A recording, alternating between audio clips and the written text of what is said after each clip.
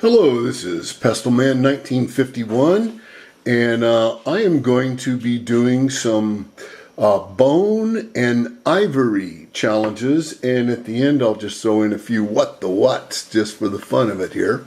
But this is the first bone I would like to put forward for consideration, and I'd like to point out that it was found just totally upright in the ground, point down, and this much right here was sticking out in the top of between two ruts on a gravel road. And the area was pretty notorious for kicking out, lots of little cool bone hauls, like this little guy here, which is pretty cool. I love they get I don't know what they did with them, but they got a polish in them that, from a lot of them from maybe working with kind of oily things. But here's another one. Pretty good. I think it's got a pretty toothpick spike point on it. And here's another little one.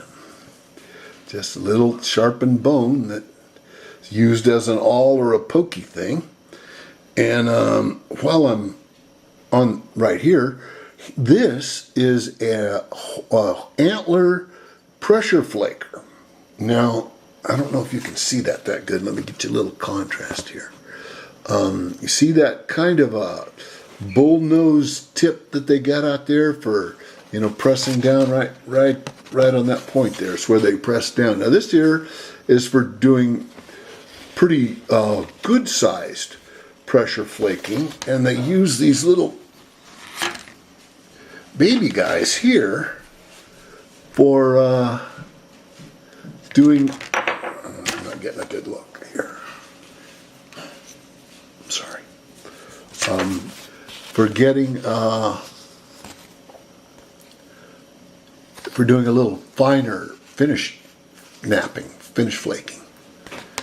And they're just little bony things like this right here. Now, I don't know, any of you paleo recreationists, you abotech boys, you might want to just try and, use some bones like this. I've never actually seen anyone do it. Use bones like this for pressure flaking in the exact, replica style that Native Americans used. But this is going for a cool bone and whatnot things. And so this here is some of my, oh no, that's not good. That's not working. Some of my bone case. Okay, sorry. Okay, and I'll try and get it as steady as I can. I noticed it in my first couple of videos. God, it was rocky. I really apologize. Okay, but like here, for instance, is the bottom end of the cool, what would have been a bone fish hook. What would have been a bone fish hook. And it's the exact same style of fish hook, incidentally, from the Polynesian Islands, which is a heck of an argument that the southern parts of California had, pre-Columbian contact with Polynesians. And I have numerous little broken fish hooks like this out of the abalone, but they're, small little, perch-sized hooks and stuff. But I also have like 101 of these little sharpened bone tips, and I'm pretty sure here's one that's not broken.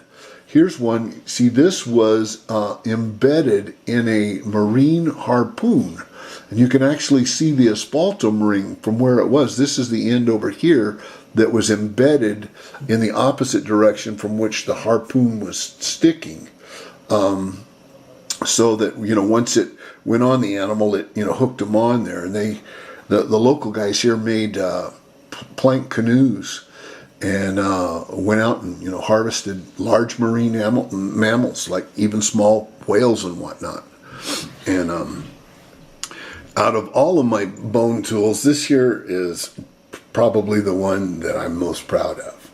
Now, it doesn't look like all of that much, and I just thought, hey, that's kind of a little neat little bone handle, a little hafted bone handle. It's obviously very pre-Columbian, and the little flint tool is long lost. But when I took it down to my buddy, who is the collections manager for the Page Museum in Los Angeles, which is also better known by being called the La Brea Tar Pits place, and he's got just zillions of bones to go through. It's like the funnest day I ever spent my whole life. I was down there, and had just going through drawer after drawer after drawer, and I had a pretty good sized bucket of all the bones that I'd been finding on the creeks that I hunted for paleo stuff, and knew some of the bones, the teeth didn't match any animal that I knew of, but I was really delighted to find that this thing matched up as being the left front paw, third metatarsal from a saber-tooth cat.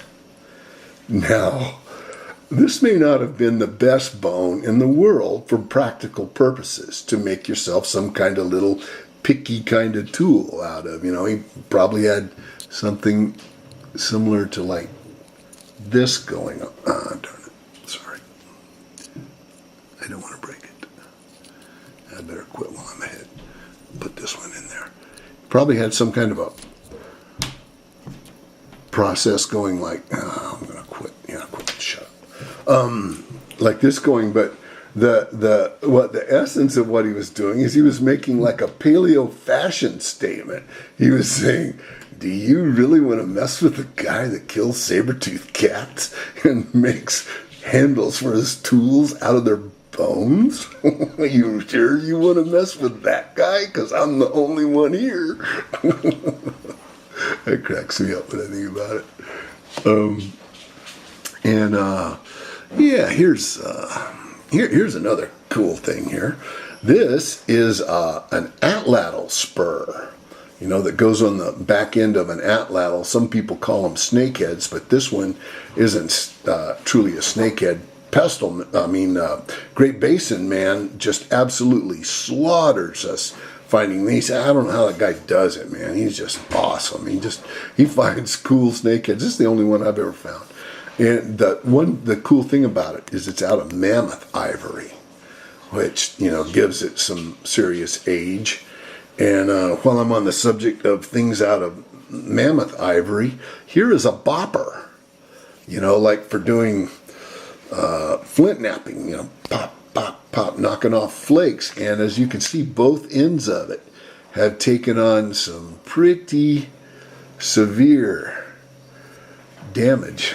So that's, they say that one of the big reasons why the Clovis people were so good at making their points is that, elephant ivory, mammoth ivory is the perfect medium for making boppers out of. And I've always wanted to try it, but I didn't kind of want to be sacrilegious and, use one of the last living elephant's dead tusk to play with. And I certainly don't want to use something like this here that's got pretty good artifact potential.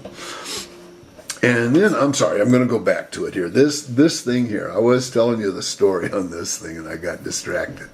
But this over a foot long bone awl is sharpened on one side to a pretty good little point right there, a pretty good little edge right there. And on the other side, it's kind of rounded and smoothed off. So I have no idea. I'm pretty sure that this here was the working edge over on this side. But as I was saying, when we found this thing, it was sticking out of the ground about that far. We knew this area was good for finding little bone awls and things out of, so we started digging on it, and we dug and dug and dug and dug and dug and got it about that far out of the ground, an inch and a half, 2 inches. And we put our hands on it, trying to pull it in. Sorry, I'm back. So we were all just totally amazed. That was pretty cool. That was a great find.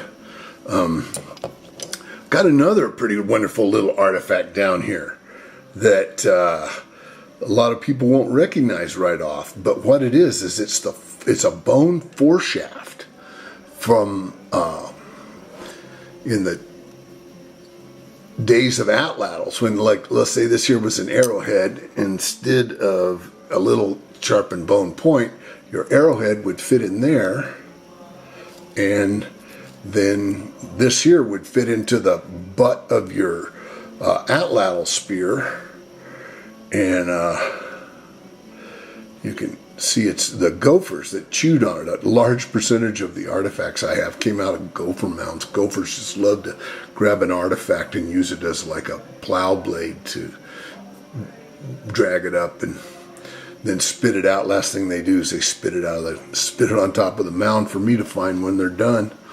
And okay, that's pretty much it for that. Let's see, I've covered that and that and that. Okay, that's pretty much it for bone and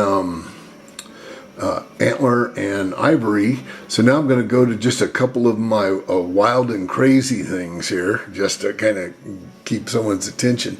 See this thing right here? This is the very tip top of a early 16th century. So we're talking like maybe 1530, 1540, that era, when Cabrillo was first coming up the coast in California. And this is the top of a Venetian wine bottle that came in with one of those early explorers like Cabrillo or one of those guys, and ended up in the hands of an Indian, or maybe they broke it and the Indian snatched the glass that was laying around, because it was probably pretty wondrous to him. But what's cool is the guy made a bead out of it. He ground on it on all sides until he has this really cool bead. And beads were money to those folks. That was their what their currency was based on. So this was probably like $1,000 bill or something in its day. But I just think it's kind of cool. And then I've got one more, just absolute wild and woolly, bordering on an X-file here. And I'll put it up on this so you can see it a little better. Now, my battery's getting low, so I'll make this real fast. This is a black fired clay bead that was found in a culture that had a taboo against anything made of pottery.